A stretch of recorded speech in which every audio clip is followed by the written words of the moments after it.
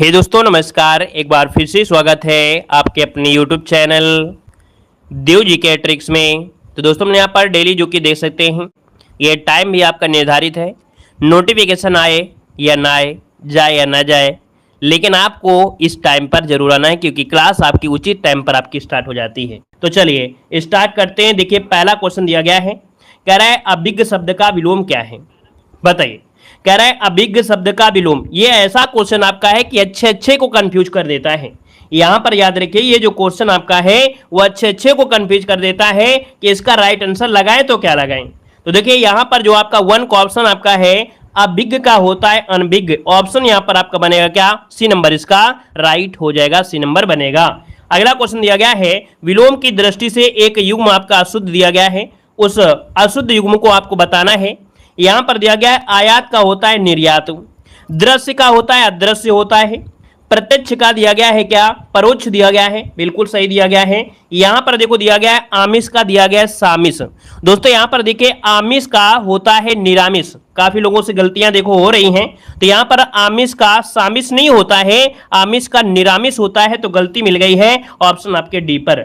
आगे बढ़िए, क्वेश्चन दिया गया है अपव्यय शब्द का विलोम क्या होता है। अपव्यय, अप मतलब क्या होता है कम, तो इसका क्या हो जाएगा मितव्यय। तो अपव्यय शब्द का विलोम मितव्यय हो जाएगा। तो इसका जो ऑप्शन बनेगा आपका सी नंबर है, राइट हो जाएगा, सी नंबर बन जाएगा। यहां पर अगला क्वेश्चन दिया है आर्ध का विलोम क्या होता है। आर्ध का विलोम बताना है, आर्ध का विलोम। और आर्ध का क्या होता है, शुष्क होता है। याद रखिए आर्ध का होता है शुष्क, जो कि ऑप्शन बनेगा यहां पर आपका बी नंबर राइट हो जाता है। अगर हम आपसे पूछे गीला का विलोम क्या होता है, तो आप गीला का विलोम क्या बताएंगे। आप कहेंगे गीला का विलोम होता है सूखा। क्या होता है, सूखा होता है। अगला क्वेश्चन दिया गया है आमिष का विलोम क्या है। तो अभी अभी क्वेश्चन नंबर 5 को हमने पढ़ाया है, अभी देखा कि आमिष का विलोम क्या होता है। इस क्वेश्चन का जवाब आप लोग कमेंट में जरूर करिएगा। ऑफलाइन देख रहे हैं तो ऑफलाइन जरूर कमेंट करिए, क्योंकि ऐसा क्वेश्चन अभी अभी हमने पढ़ाया है। यहां पर अगला क्वेश्चन बताइएगा अंतरंग का सही विलोम क्या होता है। दोस्तों अंतरंग मतलब अंदर की ओर हो गया, तो इसका क्या होगा विलोम। आप कहेंगे सर इसका विलोम क्या बनेगा, बहिरंग, जो कि ऑप्शन बनेगा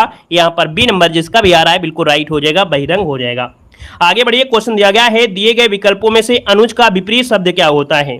तो दोस्तों यहां पर देख सकते हैं अनुज, अनुज और अनुज का मतलब आप समझ गए होंगे, है ना। तो यहां पर अनुज का आशय होता है छोटा भाई, तो इसका जो विलोम बनेगा वो हो जाएगा अग्रज। और अग्रज का मतलब क्या हो जाएगा, जो बड़ा भाई हो जाता है। तो ऑप्शन क्या बन जाएगा आपका, नंबर राइट हो जाएगा। अगला क्वेश्चन देखो दिया गया है कि दिए हुए काले अक्षर वाले शब्द का विपरीत आपको बताना है। अनुकूल का विलोम क्या होता है। अनुकूल जो आपके अनुसार अनुकूल हो, तो इसका विपरीत हो जाएगा क्या, यहाँ पर प्रतिकूल होगा। और प्रतिकूल है कहां पर, ऑप्शन आपका नंबर राइट हो जाएगा। आगे बढ़िए, क्वेश्चन दिया गया है कि अधम का विरुद्धार्थी शब्द में से कौन सा है। अधम का विरुद्धार्थी क्या होता है। चलिए अधम का मतलब विलोम क्या बनेगा।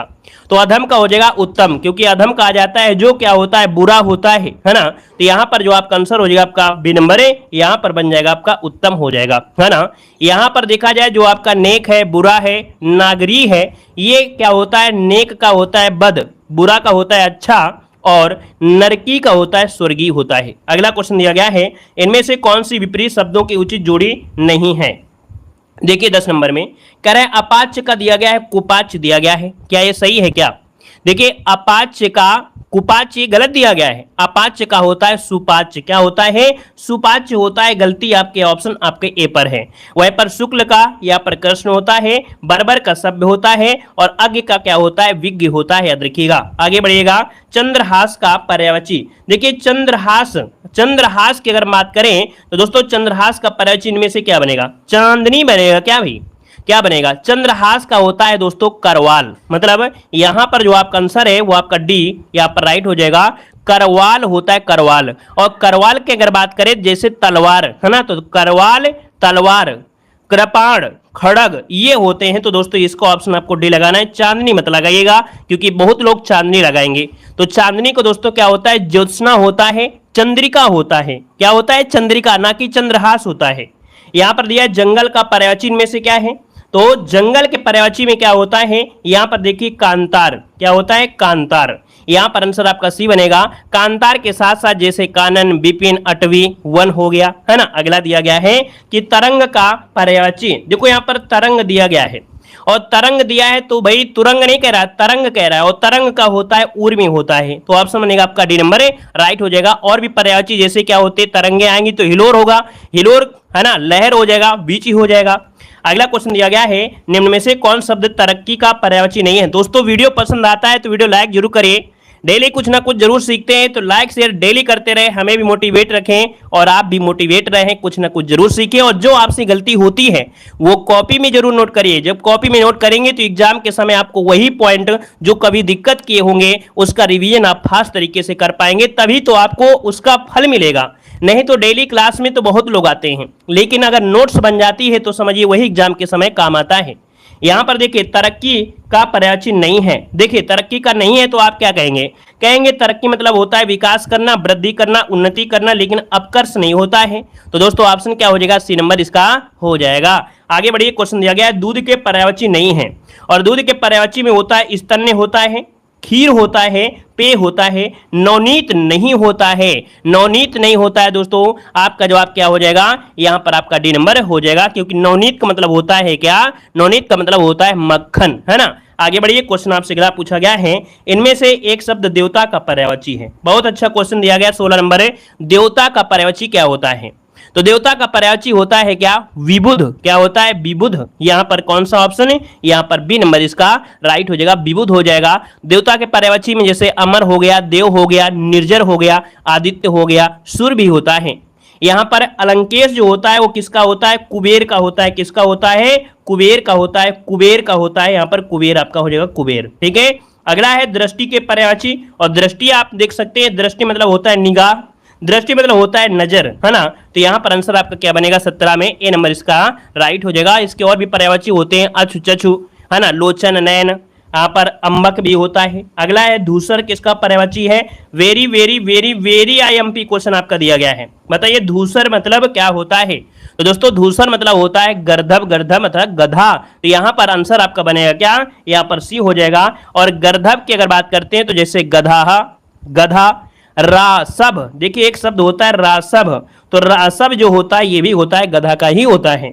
अगला दिया गया है नाहर का पर्यायवाची शब्द क्या है, नाहर, नाहर किसे कहते हैं तो नाहर पर्यायवाची होता है शेर का, नोट करिएगा 19 को ऑप्शन जो बनेगा डी नंबर शेर हो जाएगा। और शेर के पर्यायवाची में सिंह भी होता है, केसरी भी होता है, वनराज होता है, शार्दुल भी होता है, पंचानन, मृगराज आदि होता है।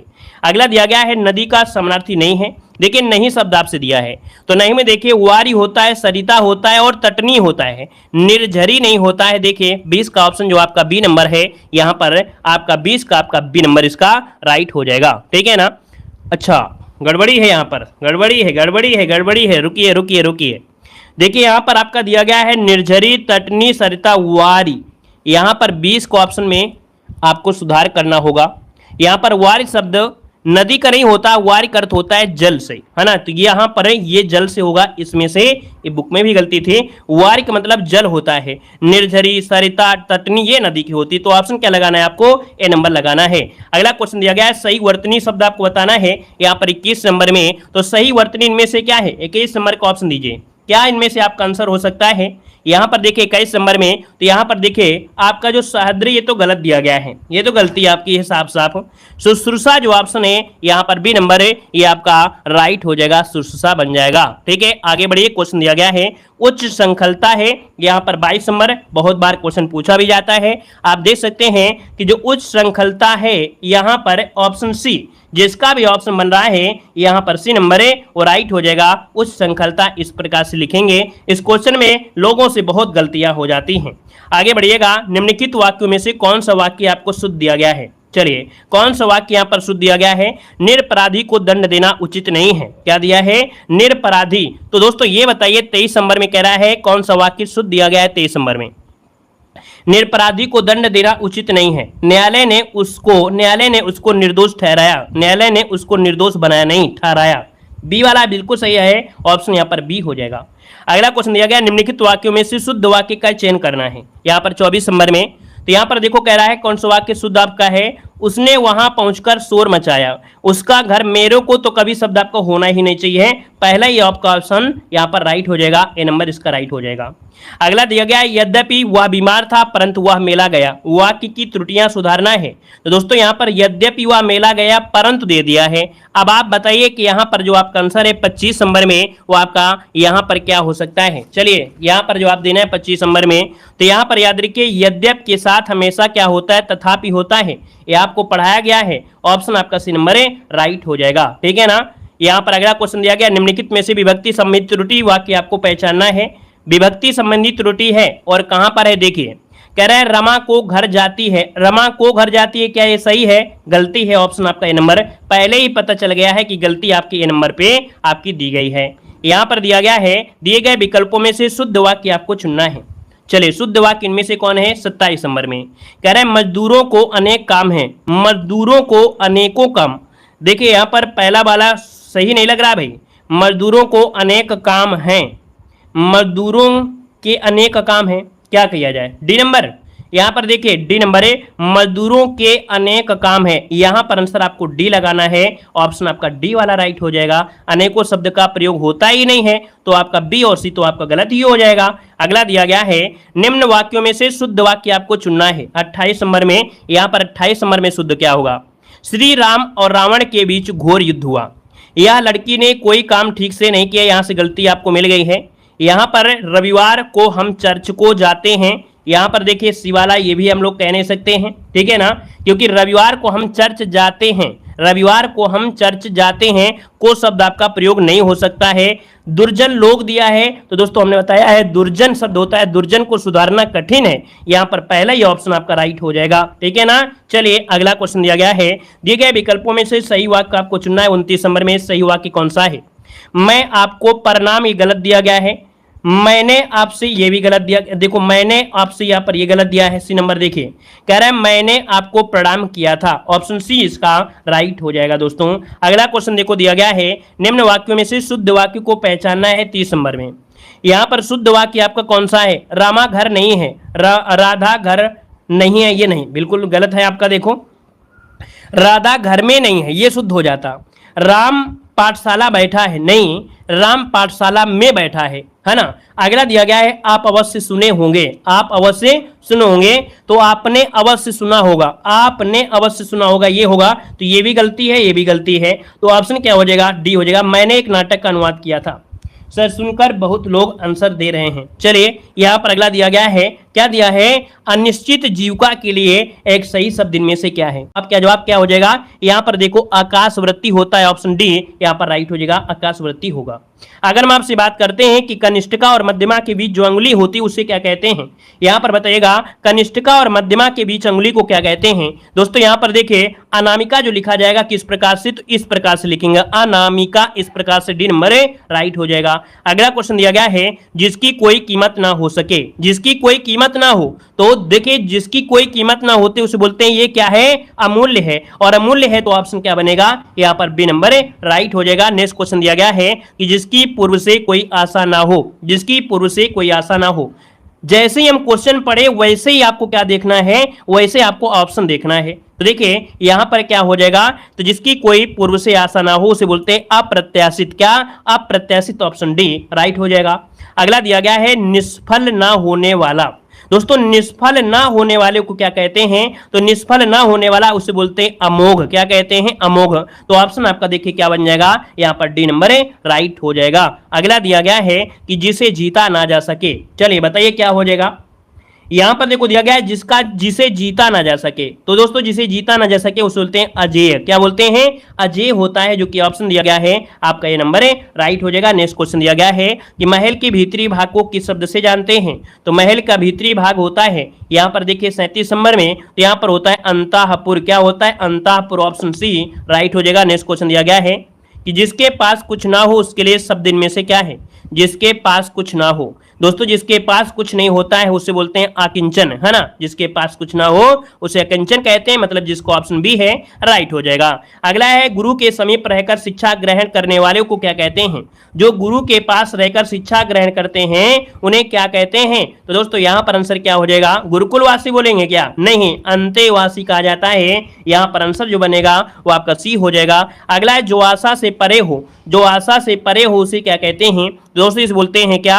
आशातीत नहीं, इसे कहते हैं अप्रत्याशित। क्या बोलते हैं? जो आशा से परे हो उसे क्या बोलते हैं? यहां पर क्या हो जाएगा? D number. चलिए सही बताइए, डी होगा या क्या होगा? जिसकी आशा ना की गई हो। देखिए इस क्वेश्चन में थोड़ा देखिए, ध्यान दीजिए। कह रहा है जो आशा से परे हो तो उसे क्या कहते हैं? जो आशा से परे उसे बोलते हैं क्या? आशातीत कहेंगे। यहां पर आशातीत कहां पर है? ऑप्शन बी पर आपका दिया गया है। मतलब यहां पर 40 का जो ऑप्शन बनेगा वो आपका बी बनेगा। तो आप कहेंगे सर फिर अप्रत्याशित क्या होता है? तो अप्रत्याशित क्या होता है? जिसकी आशा ना की गई हो, जिसकी आशा ना की गई हो उसे कहते हैं अप्रत्याशित। दोनों को नोट करिएगा, गलतियां यहीं से होती हैं। याद रखिए, जो आशा से परे हो उसे आशातीत, और ये जो आपका शब्द दिया है इसे कहा जाता है जिसकी आशा ना की गई हो। कॉपी में नोट करिए। अगला क्वेश्चन दिया है मच्छिका किसका तत्सम है? मच्छिका किसका तत्सम है 41 नंबर में? तो आप कहेंगे मक्खी का है, और मक्खी कहां पर है? ऑप्शन बी दिया गया है। अगला है तिलक किस प्रकार का है? दोस्तों तिलक शब्द आपका है ये शुद्ध शब्द है, और शुद्ध शब्द की अगर बात करें तो आपका जवाब इनमें से क्या हो जाएगा? तो यहां पर आपका 42 को ऑप्शन बनेगा क्या भाई? जल्दी से बताइए। ये आपका तत्सम शब्द आपका हो जाएगा, ठीक है ना। यहां पर आगे बढ़िए, क्वेश्चन आपसे अगला पूछा गया है। कह रहा है निम्न में से कौन सा काटना का तत्सम है? ये प्रैक्टिस सेट में पूछा गया था, काटना का तत्सम, और काटना का जो तत्सम होता है वो कर्तन होता है। ऑप्शन सी इसका राइट हो जाएगा। अगला दिया गया है कौन सा शब्द आपका तत्सम दिया गया है? दोस्तों तत्सम की अगर बात करते हैं 44 नंबर में, तो देखिए यहां पर जो अग्र दिया है, हमने बताया था जब भी कभी मात्रा ऐसे लगी हो या ऐसे लगा हो या ऊपर लगा हो तब आपका आंसर यहां पर सी राइट हो जाएगा। अगला है तत्सम शब्द का चयन करना है। यहां पर देखिए तत्सम क्या हो जाएगा? देखो ये निकृष्ट में ऐसे लगा है ना, यहां पर बिना देखे आप आंख मूंद कर आंसर लगा सकते हैं। ऑप्शन सी हो जाएगा। अगला तत्सम आपको दिया गया है 46 नंबर में, तो 46 में देखिए यहां पर आपका दिया गया आधा अक्षर किसमें? आधा अक्षर दिया गया डी नंबर में। तो आप तुरंत जवाब दे सकते हैं क्या? यहां पर आंसर आपका डी नंबर राइट हो जाएगा। अगला दिया गया है कौन सा तत्सम शब्द आपका है 47 नंबर में, तो 47 का हो जाएगा मुमुच। देखिए यहां पर 6 शब्द आपका है, तो समझ गए हैं, ऑप्शन ए हो गया। सुई का तत्सम क्या होता है? देखिए 48 नंबर में, तो सुई का होता है सूची, और सूची ऑप्शन क्या हो जाएगा? यहां पर आपका आंसर सी राइट हो जाएगा। अगला है तत्सम शब्द का चयन करना है। यहां पर देखिए तत्सम शब्द आपका 49 नंबर में, 49 का ऑप्शन देखिए यहां पर जो दिन है वो आपका हो जाएगा तत्सम। जैसे कि अगले प्रैक्टिस सेट में आपको मिला था कि दिन आपका होता है तत्सम और दिवस होता है तद्भव, है ना। अगला है तद्भव से तत्सम बने सही शब्द युग्म को चिन्हित करना है, जो आपका सही दिया गया हो। चलिए 50 नंबर में देखिए, 50 नंबर का जो ऑप्शन है यहाँ पर क्या हो जाएगा? दोस्तों यहाँ पर देखिए, यहाँ पर पत्ता और पत्र दोनों सही है कि नहीं है? रत्ता कोई शब्द होता है क्या? नहीं होता है। तद्भव से तत्सम, तो यहाँ पर डी वाला तो होगा नहीं, तो ऑप्शन आपका हो जाएगा सी नंबर हो जाएगा, ठीक है ना। तो ये क्लास आपकी कंप्लीट होती है 11 बजे आपको